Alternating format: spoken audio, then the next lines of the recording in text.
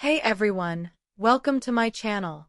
If you love stories of standing up to corporate greed, hit that subscribe button now. I'd been with the company for 6 years, pouring my heart into every project.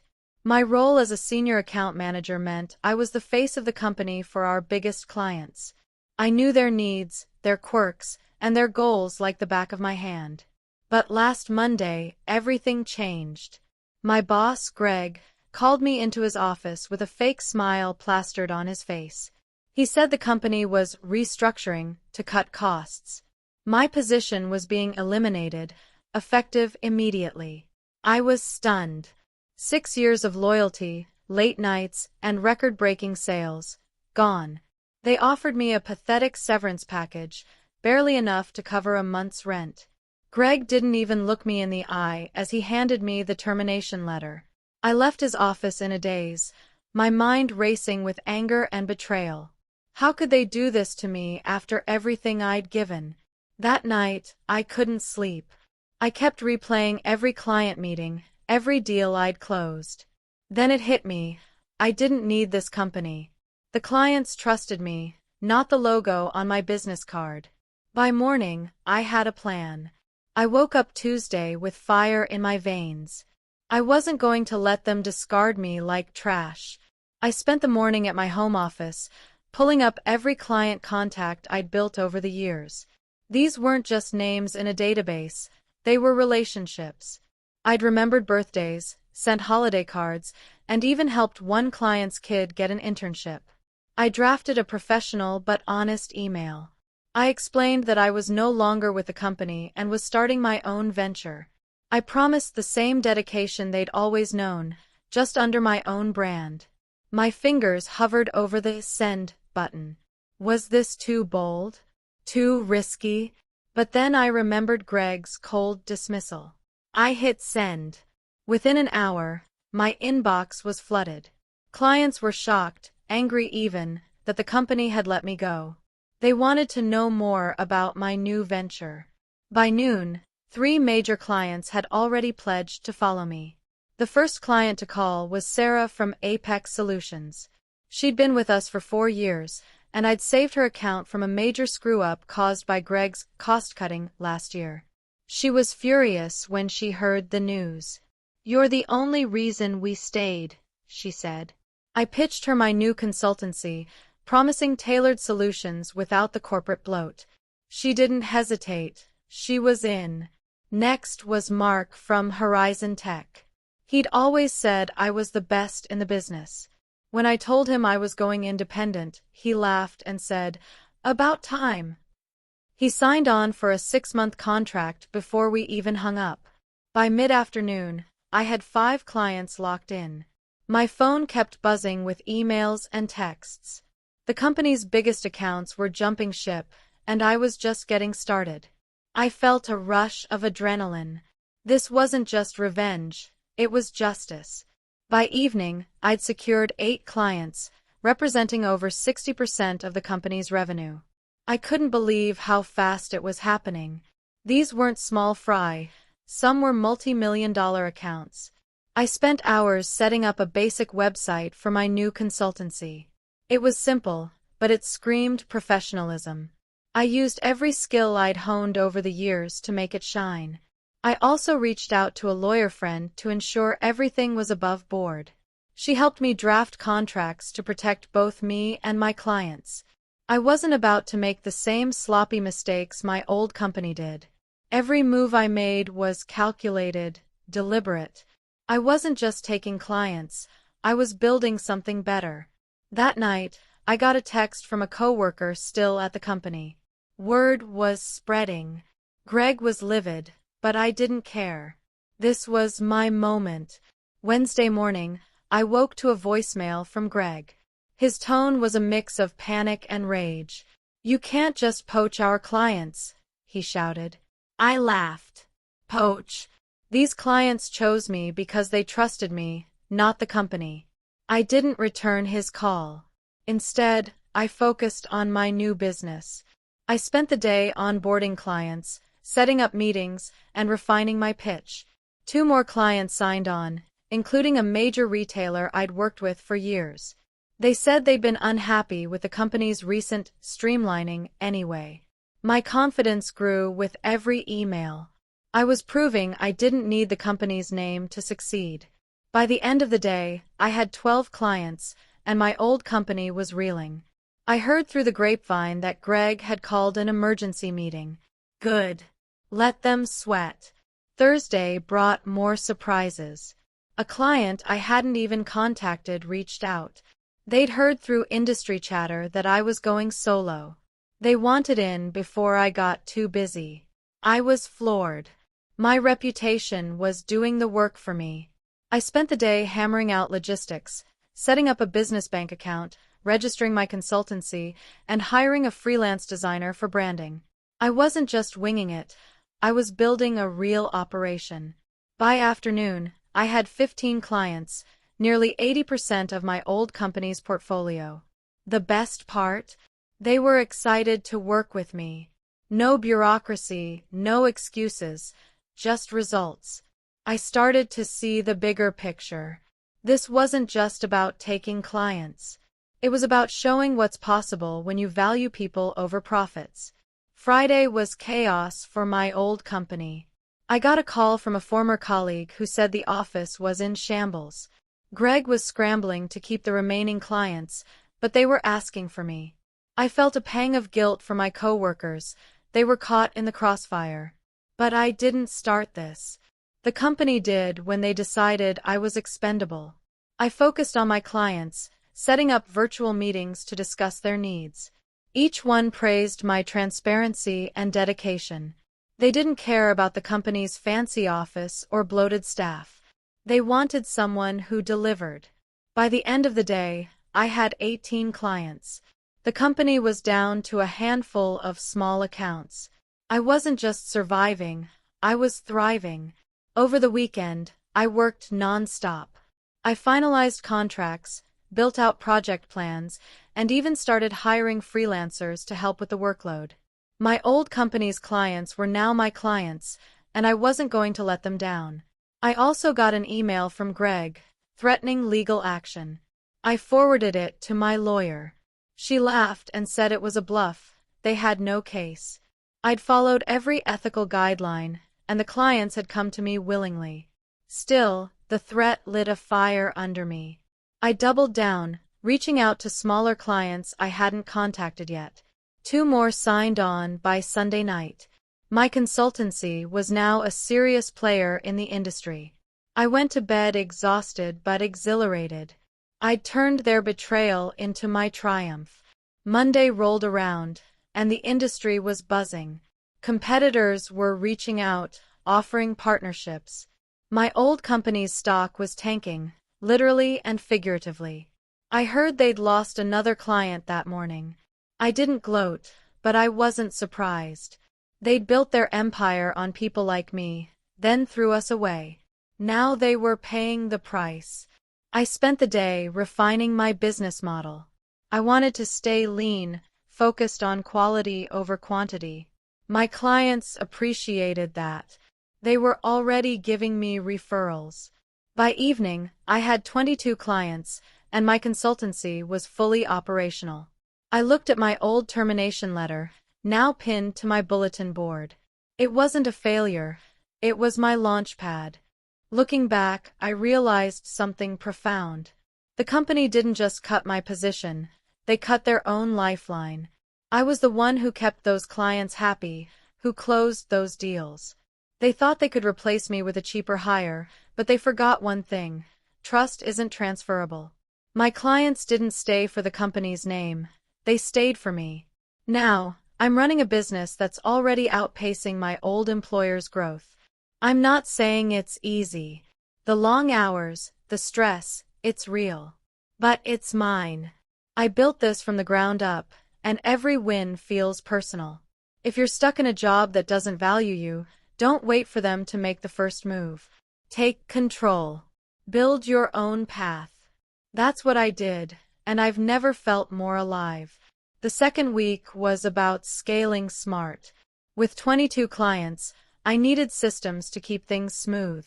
I invested in project management software to track tasks and deadlines.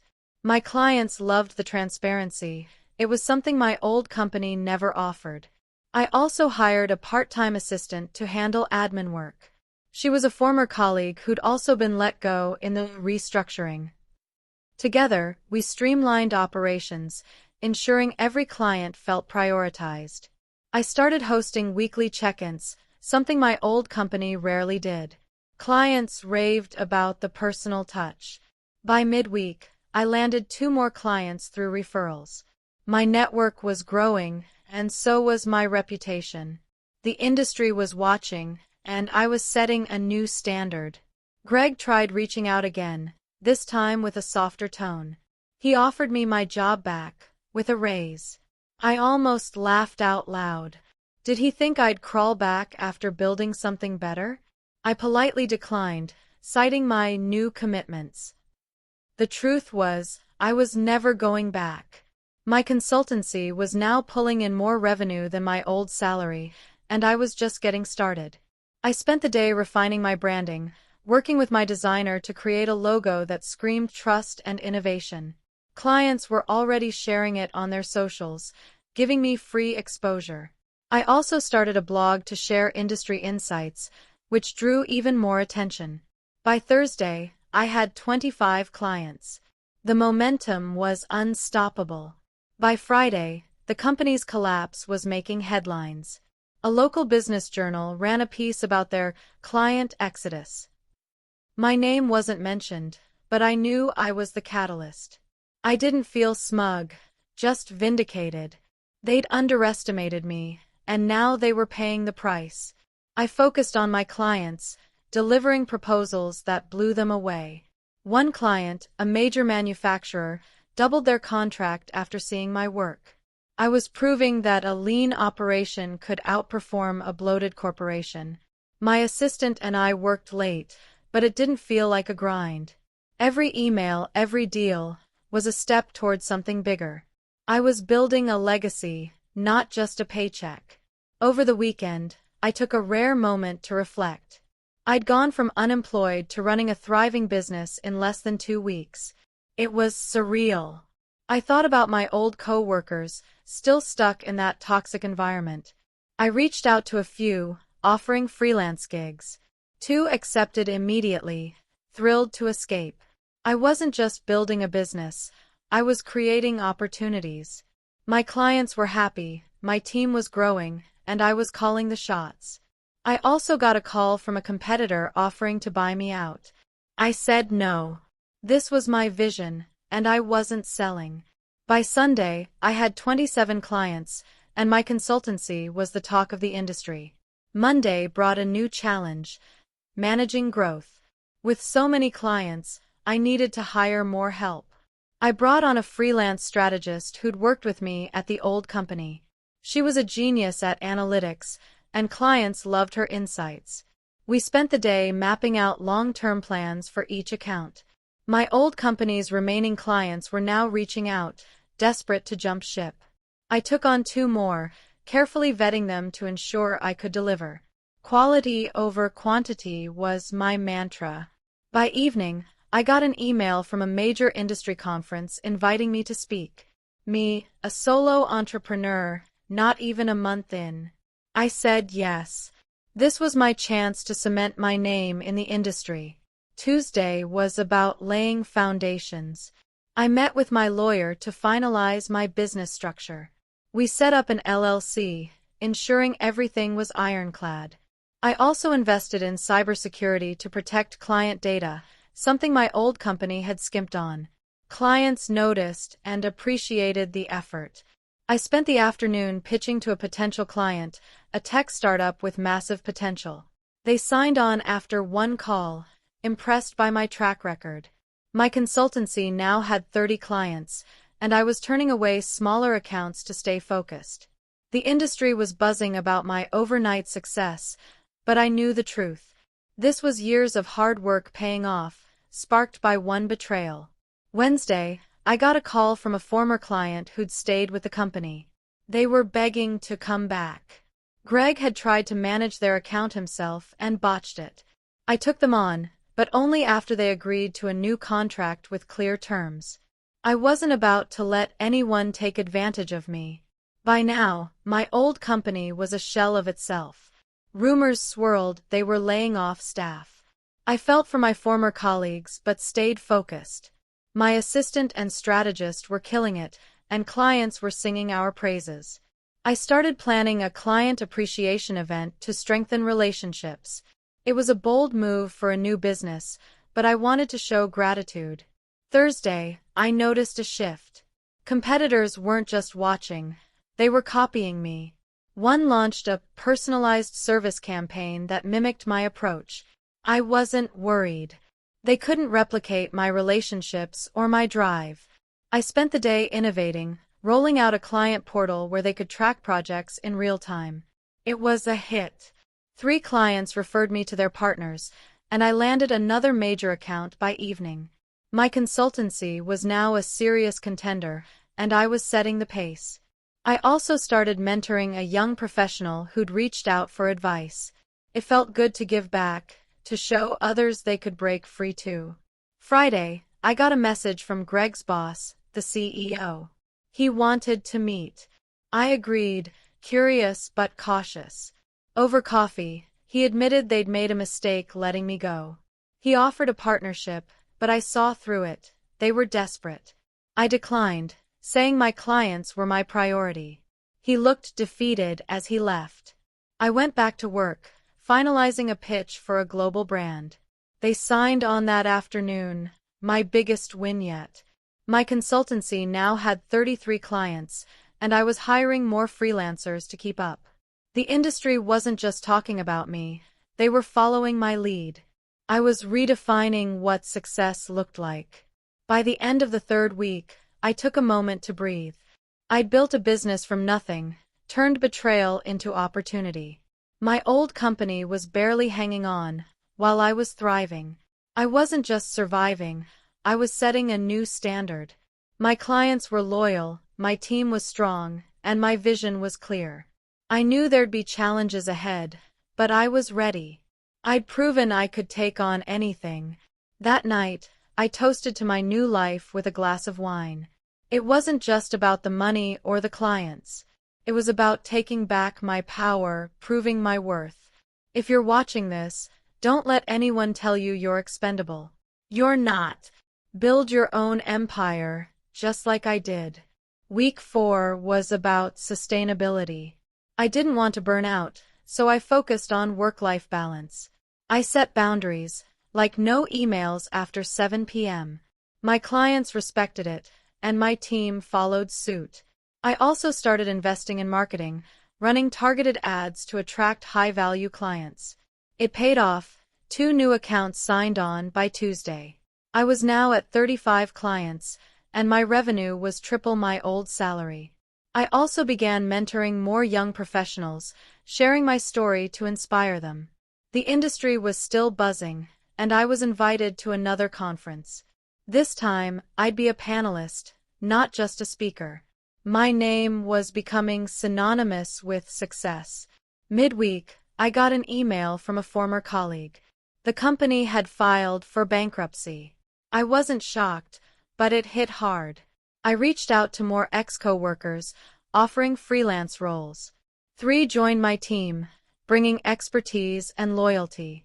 We spent the day brainstorming ways to innovate further. One idea was a subscription model for smaller clients, offering affordable access to our services. It was a hit. 5 new clients signed up by Friday. My consultancy was now a powerhouse, and I was hiring full-time staff to keep up. I also started a podcast to share my journey, which got thousands of downloads in its first week. By Thursday, I was fielding offers from investors. They saw my growth and wanted in. I was tempted but held off. I wanted to stay independent, keep my vision pure. I spent the day with my team, mapping out a 5-year plan. We set ambitious goals: double our client base, expand internationally, and launch a training program for new consultants. My old company's failure was a cautionary tale. We'd stay lean and client-focused. That evening, I got a call from a major news outlet. They wanted to feature my story. I said yes, knowing it would amplify my brand. By night, I had 40 clients, and my consultancy was a household name in the industry. Friday was a milestone. I signed my 50th client, a global retailer with massive potential. My team celebrated with a virtual happy hour. We'd come so far in just a month. I reflected on my journey, from a termination letter to a thriving business. I wasn't just surviving, I was rewriting the rules. My old company was gone, but I was stronger than ever. I spent the evening planning my conference talk. I wanted to inspire others to take control, to never let a corporation define their worth. My podcast was gaining traction, and listeners were sharing their own stories of breaking free. I was building a movement. Over the weekend, I focused on giving back. I started a scholarship for young professionals in my industry. It wasn't just about money, it was about opportunity. I also donated to a local charity that helped unemployed workers retrain. My success wasn't just mine, it was a chance to lift others up. I spent Sunday with my team, brainstorming ways to stay ahead. We launched a client referral program, offering discounts for new business. It brought in 3 more clients by Monday. My consultancy was now a leader, not a follower. I was proud, but not complacent. There was always more to do. Monday, I got a call from a former client who'd gone with a competitor. They were unhappy and wanted to switch. I took them on, delivering a proposal that blew them away. My team was now 10 strong, with freelancers and full-time staff working seamlessly. We were a well-oiled machine, delivering results that kept clients coming back. I also started exploring new markets, eyeing international clients. My conference talk was a week away, and I was polishing my speech. I wanted to share not just my success, but the mindset that got me there. By evening, I had 55 clients, and my consultancy was on track to hit 7 figures in revenue. Tuesday, I faced my first real challenge. A client had a major issue with a project timeline. I took full responsibility, even though it was a vendor's fault. We worked overtime to fix it, and the client was thrilled with our response. It reinforced their trust in us. I spent the day refining our processes to prevent future hiccups. My team was learning with me, growing stronger every day. I also got an email from a competitor offering a merger. I declined. They couldn't match our agility. By night, I landed another client, a tech giant with global reach. My consultancy was now a major player, and I was just getting started. Wednesday, I took a step back to focus on culture. I wanted my team to feel valued, not like cogs in a machine. We held a team-building day, brainstorming ideas and bonding. It paid off, morale was sky-high, and productivity soared. I also launched a client feedback survey to ensure we were meeting expectations. The results were glowing, with 95% satisfaction. I shared the feedback with my team, celebrating their hard work. By evening, I signed 2 more clients, bringing us to 58. My podcast hit 10,000 downloads, and listeners were begging for more episodes. I was building something bigger than myself. Thursday, I prepared for the conference. My talk was titled, From Fire to First, Building Your Own Empire. I shared my story, raw and unfiltered. I practiced in front of my team, who gave me honest feedback. It was nerve-wracking, but I was ready. I also spent the day mentoring a new hire, teaching them the ropes. They reminded me of myself 6 years ago, hungry and determined. I landed another client, a nonprofit with a mission I believed in. It felt good to align my work with my values. By night, I was at 60 clients, and my consultancy was a force to be reckoned with. I was living proof that betrayal could fuel success. Friday, I delivered my conference talk. The room was packed, and the energy was electric. I shared my journey, from the termination letter to building a 60-client consultancy in a month. The audience was on their feet by the end, clapping and cheering. I felt invincible. Afterward, I was swarmed with business cards and offers. I politely declined partnerships but took on 3 new clients who approached me. My team was thrilled, and we celebrated with dinner. I looked around at the people I'd brought together, the empire I'd built. This wasn't just revenge, it was redemption. I'd taken my power back, and no one could take it away again. Subscribe to my channel for more stories of triumph and tips to build your own path.